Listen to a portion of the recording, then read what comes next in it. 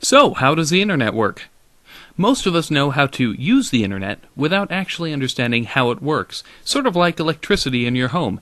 You use it every day, but may not understand the mechanics behind it.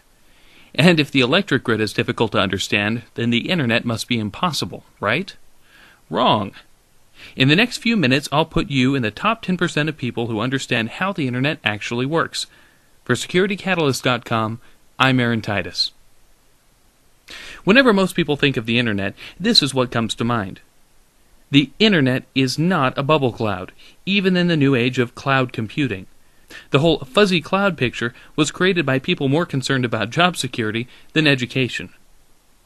This is the internet. The internet is a wire, actually buried in the ground. It might be fiber optics, copper, or occasionally beamed to satellites or through cell phone networks, but the internet is simply a wire.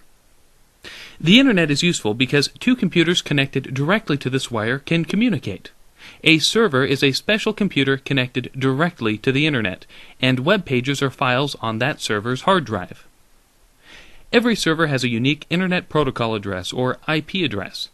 Just like a postal address, IP addresses help computers find each other. But since 72.14.205.100 doesn't exactly roll off the tongue, we also give them names like Google.com, Facebook.com, or SecurityCatalyst.com. So this is how it works. Your computer at home is not a server, because it's not connected directly to the internet.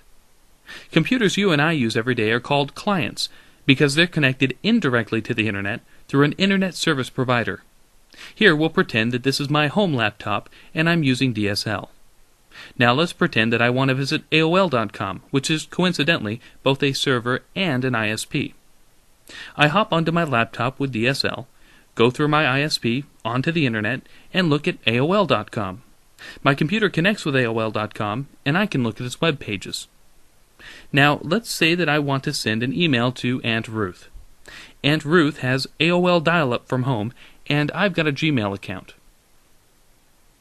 I log on to gmail.com and compose a message to Aunt Ruth's email address, auntruth@aol.com.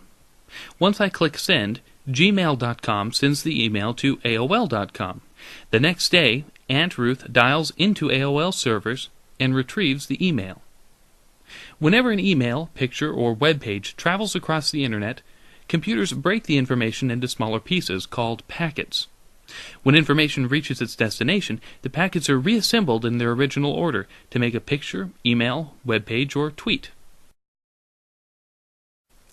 Okay, so imagine you're at work sitting next to your boss, and you're both surfing online. Your boss is doing market research, and you're updating your Facebook profile.